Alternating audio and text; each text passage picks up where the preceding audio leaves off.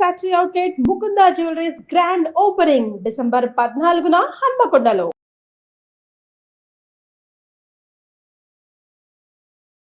నమస్తే రమగారు. నమస్తే జయ.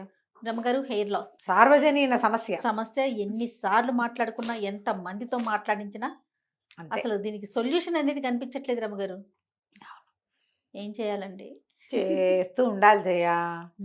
మధ్యలో మనకి విసుకొస్తుంది, అలసట వస్తుంది, స్ట్రెస్ వస్తుంది, పోనీ అని వదిలేయాలనిపిస్తుంది. స్ట్రెస్ వస్తుంది. వీటన్నిటి వల్ల జుట్టు ఊడిపోతుందన్న స్ట్రెస్ వల్ల ఇంకా ఊడిపోతుంది. అవునండి. ఏం చేస్తాం జయ, ఇవాళ రేపు పిల్లలకు కూడా బట్టతలు వచ్చేస్తున్నాయి. మగ పిల్లలకి, ఆడపిల్లలకి ఏమి జుట్లు పిలక జుట్లు వేసుకుని తయారవుతారు.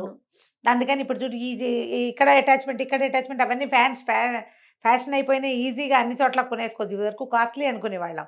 ఇప్పుడు ఏం లేదు, 700 పెడితే ఒక చిన్న ప్యాచ్ వస్తుంది. ప్యాచ్ పెట్టుకుంటే సరిపోతుంది. అవును. ఈ గోళ్ళు తర్వాత ట్రాన్స్ప్లాంటేషన్ ఏమంటారు, హెయిర్ ట్రాన్స్ప్లాంటేషన్, రీగ్రోత్కి ఏదో తయారు చేయటము, ఆ నూనెలు ఈ నూనెలు అవేవో ఇంట్లో చేసుకోవటాలు, హెయిర్ ప్యాక్లు, హెయిర్ మాస్కులు ఇవి సొంతంగా చేసుకునేవి, నాయనమ్మ చిట్కాలు, అమ్మమ్మ చిట్కాలు, మధ్యలో రమారావు గారి చిట్కాలు, బోళ్ళని చిట్కాలు. ఎప్పుడు కూడా మనకి జీవితం కాన్స్టెంట్ గా ఒకే రకంగా మన జీవితాలు నడవు ఎవరికైనా. తర్వాత ప్రతి నెల ఒంట్లో తత్వం మారుతూ ఉంటుంది. వాతావరణాన్ని బట్టి మారేది కొంత, మన స్ట్రెస్ లెవెల్స్ని బట్టి మారేది కొంత, ఆరోగ్యంలో వచ్చే తేడాలు, థైరాయిడ్లు, హైపోథైరాయిడిజము అలాంటివి ఏమైనా వస్తే వాటికి, చిన్న చిన్న పిల్లలకే తెల్ల జుట్లు, చాలా సమస్య, బారెడు జడలు ఉన్న వాళ్ళు ఎవరో ఇద్దరో ముగ్గురో కనపడతారు. మనం ఇన్స్టా చూస్తుంటే ఓ ఇద్దరు అమ్మాయిలు ఉంటారు, ఇంత పొడుగు జడలు వేసుకుని జడే చూపించే అందగత్తెలు ఇద్దరే ఉంటారు. మిగిలిన వాళ్ళందరికీ మామూలు జుట్లే, మనకు మళ్ళీ ఇందులో డైట్ చేస్తే జుట్టు ఊడిపోతుంది, డయాబెటీస్ వస్తే జుట్టు ఊడిపోతుంది. ఏదైనా టాబ్లెట్స్ వాడినా కూడా, ఏదైనా ఇప్పుడు వైరల్ ఫీవర్స్ కి వీటికి టాబ్లెట్స్ వాడతామా, వాటికి జుట్టు ఊడిపోతుందండి. వైరల్ ఫీవర్ వల్ల జుట్టు ఊడిపోతుంది, మందుల వల్ల జుట్టు ఊడిపోతుంది. ఎప్పుడు పోషించుకుంటూ ఉండాలమ్మా జుట్టుని. 4 సార్లు చేస్తాం రమ్మగారు, 5ఓసారి విసుగు వచ్చేస్తుందండి. విసుగొస్తుంది. ఏం పోషించాలి చెప్పండి, రమారవి గారి చిట్కాలు చెప్పండి మాకు. మొదటి రోజు నుంచి ఎప్పుడు కూడా నూనె దువ్వటము, ఎక్సర్సైజ్, అది నరిష్మెంట్. శరీరానికి అదే కదా కావాలి చేయ. శరీరానికి సంబంధించిన లోపలికి వేసి తినే తిండి iron rich, protein rich, calcium rich, zinc and iron ఉండేటట్టుగా అలాంటి ఆహార పదార్థాలు తీసుకోవటం, హెల్దీ పదార్థాలు తినడం, ఆరోగ్యకరమైనవి తీసుకోవటం ఎక్కువగా. తర్వాత ఎప్పుడు తలకి ఏదైనా రాసుకోవటం, ఏదైనా పూసుకోవటం, దువ్వటం, ఇవి ఇంపార్టెంట్. 2 సార్లు దువ్వాలి, అట్లా ఏమన్నా లెక్క 100 టైమ్స్ దువ్వాలని. రాత్రిపూట 100 combs డే నైట్ అని చెప్తారు, రాత్రిపూట 100 సార్లు దువ్వాలి. అసలు రాత్రిళ్ళు తల దువ్వటమే నిషేధం మనకి. చాలా తక్కువ. మీరు దువ్వుకుంటారు రమ్మగారు? నేను కూడా సాయంకాలము దీపం పెట్టుకోవడానికి స్నానం చేసిన, లేదా చలికాలం అయితే అంత స్నానం చేయలేని స్థితి ఉంది అనుకో, కాళ్ళు చేతులు మొహం కడుక్కుని బట్టలు మార్చుకుంటామా, తల దూకోకుండా దేవుడి దగ్గర కూర్చోకూడదు చేయాలి, అలా నియమం ఉంటుంది. అది కూర్చోకూడదు. అందుకని అప్పుడు ఏం చేస్తాం, సాయంకాలం ఒకసారి తల దూకుంటాం అంతే. ఓ తల 100 combs దువ్వి ఇల్లంతా జుట్టు ఎక్కడేస్తాం, ఏదో 2 సార్లు దుక్కుని కొంచెం సరిగ్గా కాస్త మొహం బాగుండేటట్టు, అంతకంటే చెయ్యం.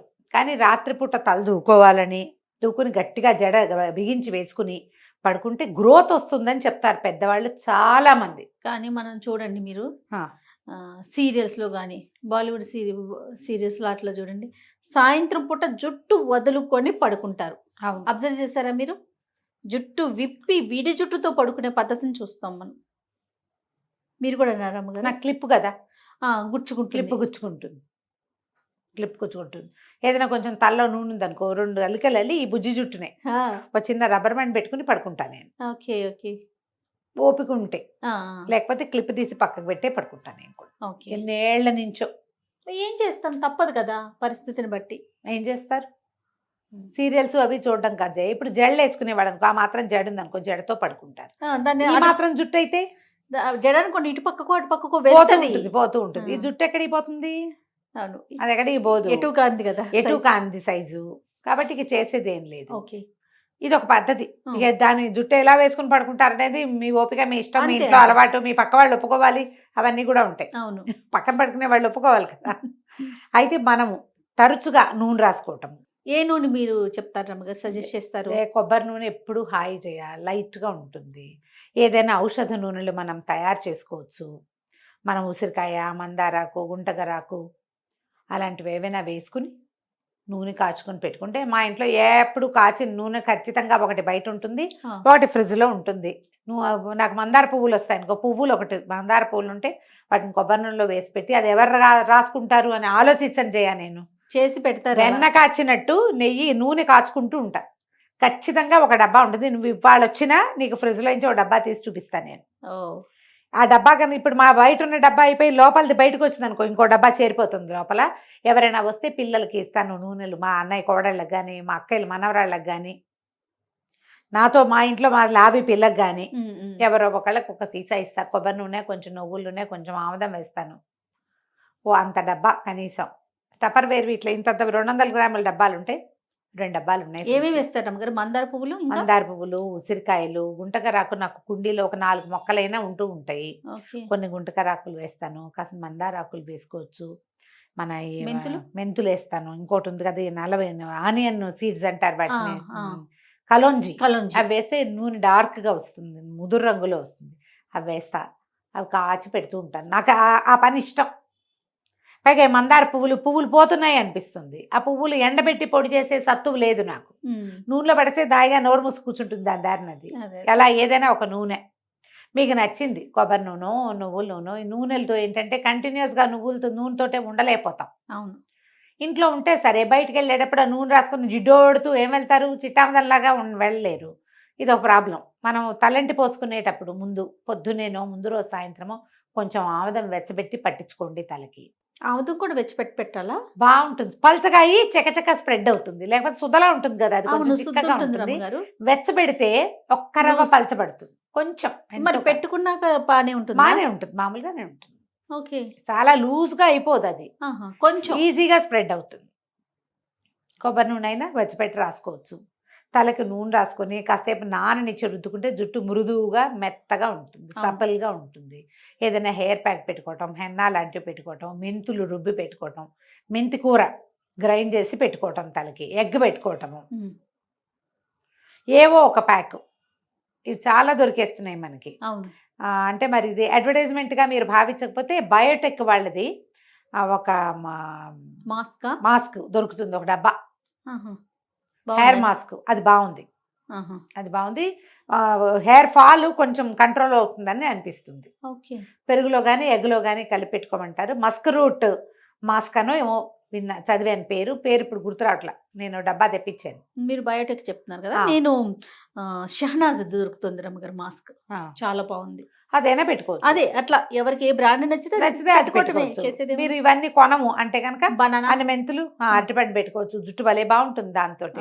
బనానాగా పెట్టుకున్నా కూడా కొంచెం నూనె కలిపేసుకుని బనానాలో బ్లెండ్ చేసేస్తే అది పెట్టుకుని చక్కగా బనానా, పెరుగు, నూనె కలుపుకోవచ్చు. తర్వాత ఏమో ఎగ్, పెరుగు కలిపి పెట్టుకోవచ్చు. ఎగ్ నచ్చితే కనుక మెంతులు పెరుగులో నానబెట్టి రుబ్బేసేసి చక్కగా కొంచెం పలచగా చేసేసి అది నెత్తికి పెట్టుకోవచ్చు. తర్వాత ఏమో మందార ఆకులు, మందార పూలు గ్రైండ్ చేసి పెట్టుకోవచ్చు. మీకు ఏది సూట్ అయితే అది. చైర్ బాగా ఫ్రిజ్జీగా బరకగా అట్లా ఉందనుకో, బనానా పెట్టుకుంటే స్మూత్గా అవుతుంది, ఎగ్ పెట్టుకుంటే స్మూత్ అవుతుంది. కొంచెం చూసుకుని ఏదైనా ఒక మాస్క్ పెట్టుకోవటము వారానికి ఒకసారి అయినా పెడితే కొన్ని వారాల పాటు అలా చేస్తూ ఉండాలి.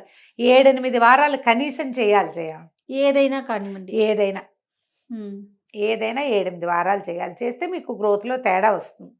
హెయిర్ ఫాల్ కొంచెం తగ్గుతుంది. ప్రధానంగా మీరు ఏం చేసినా జుట్టు ఊడడం ఆకపోతే, ఏ సందర్భంలో ఉన్నా డాక్టర్ దగ్గరికి వెళ్ళినప్పుడు హెయిర్ ఫాల్ ఉంది అని ఒక మాట మాత్రం చెప్పండి. ఈ ఫాల్ ఉండటానికి బయట ఉన్న వాతావరణం ఎంత కారణమో, లోపల బ్యాలెన్స్ లేకపోవడం కూడా అంత కారణం కావచ్చు. మీకు ఐరన్ లాస్ ఉండుండొచ్చు బ్లడ్లో. ఐరన్ లాస్ ఉంటే, ఐరన్ లేకపోతే జుట్టు ఊడిపోతుంది. ఓకే, మనకు తెలియదు కదా.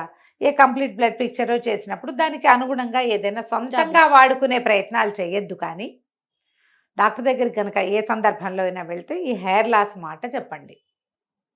మీరు ఆహారంలో కొంచెం స్ప్రౌట్స్ లాంటివి భాగం చేసుకోండి. బెల్లము, ఖర్జూరాలు, కిస్మిస్లు, నల్ల ద్రాక్ష పళ్ళు, అలాంటి ఫ్రెష్ ఫ్రూట్స్ తినడం, నువ్వులు తింటము, పాలు, పెరుగు లాంటివి తీసుకోవటము, పనీర్, చీజ్ లాంటివి కూడా హెయిర్ గ్రోత్కి ఉపయోగపడతాయి.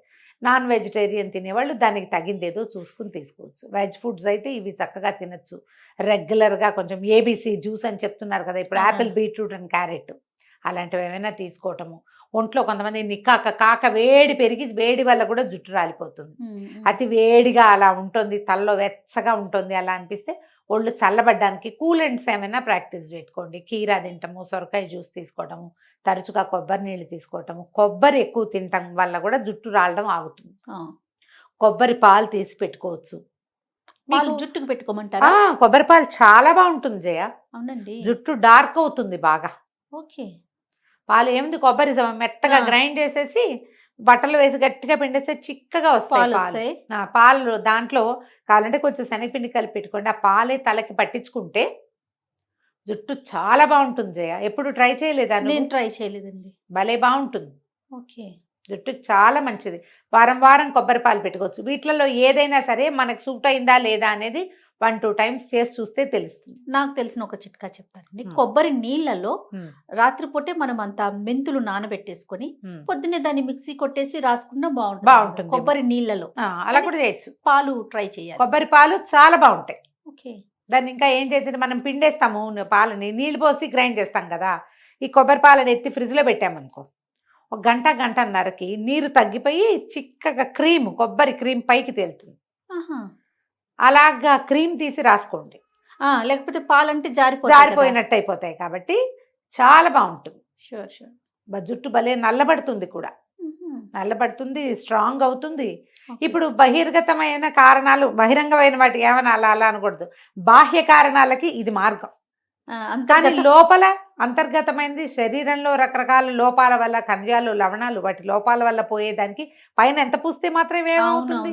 రమగారు, నిద్రలేమి సమస్య కూడా బాగా కారణం అటండి. అవును, రాత్రిపూట నిద్ర లేకపోతే తెల్లారిసరికి జుట్టు అంతా రాలిపోతుంది. వేడి పెరుగుతుంది కదా, ఆ వేడిని తగ్గించుకోండి. ఆలోచించండి, మనకి దేని వల్ల ఊడిపోతుంది. ఆలోచనలు కూడా కారణం అంటారు అమ్మగారు. నేను ఎందుకు చెప్తున్నాను తెలిసి, 2 పాయింట్లు. మొన్న డాక్టర్ గారి దగ్గరికి వెళ్ళినప్పుడు బాగా ఆలోచిస్తున్నావా, ఏంటి చేయ నిద్రపోవట్లేదు, జుట్టు ఊడిపోతుందండి అంటేను సరిగ్గా ప్రాపర్ గా నిద్రపోవట్లేదా, లేకపోతే ఎక్కువ ఆలోచిస్తున్నారు, ఏదో ఈ రెండిట్లో ఏదో ఉంది. ఫుడ్ అంటే ఆటోమేటిక్ గా కొంచెం మంచి ఫుడ్ తీసుకుంటాం కాబట్టి అని అడిగారు అనమాట. అది కూడా స్ట్రెస్ ఎక్కువైతే ఊడిపోతుంది కదా. అదే ఆలోచనలు, అతి టెన్షన్, అమిత భయాలు, వాటి వల్ల కూడా ఊడిపోతుంది. మీ బయట ఉన్న కారణాలను సెట్ చేసుకోండి. లోపల ఉన్న కారణాలకి వేరే ఇది ఆలోచించుకోండి. చేస్తే జుట్టు కొంచెం ఇదవుతుంది. కానీ ఒక వయసు వచ్చాక మేనపాజు అవి వచ్చేసరికి ఏజింగ్ వాటి వల్ల ఆటోమేటిక్గా జుట్టు పలచబడిపోతుంది. సహజంగా ఒంట్లో తగ్గిపోతుంది కదా శక్తి. దానికి ఏదో మేనేజ్ చేసుకోవడం ఇట్లాగే ఉన్న వాటిలో ట్రై చేసి చూడండి. ఎవరికి ఏది కుదిరితే అది. అక్కడి నుంచి ఏం చేస్తామంటే ఏ కొత్త షాంపూ అడ్వర్టైజ్మెంట్ చూసినా దాన్ని ట్రై చేస్తాను. టెంప్టీగా ఉంటాయి రమగారు, టెంప్టీగా ఉంటాయి. అదేదో అమ్మాయి కనపడుతుంటుంది, అందమైన జలతార్ లాగా జలపాతాల లాగా అలా అనిపిస్తుంది. కానీ ఈ కొత్త వాటికి వెళ్ళకండి. టైం టెస్టెడ్ మెథడ్స్లోనే ఉండండి. మీరు డాక్టర్ దగ్గరికి వెళ్ళి వాళ్ళు సజెస్ట్ చేశారనుకో, ఓకే. మనంతటా మనం వాటికి పరిగెత్తకుండా, టైం టెస్టెడ్, మనం చాలా కాలంగా వాడుతున్నవి, చాలా మంది వాడేవి, పురాతనమైన పద్ధతులు, వీటిని కనుక ఫాలో అయితే వాటి వల్ల కొంత ప్రయోజనం ఉండడానికి అవకాశం ఉంది. రైట్. థ్యాంక్ యూ రమ్ గారు. నమస్తే.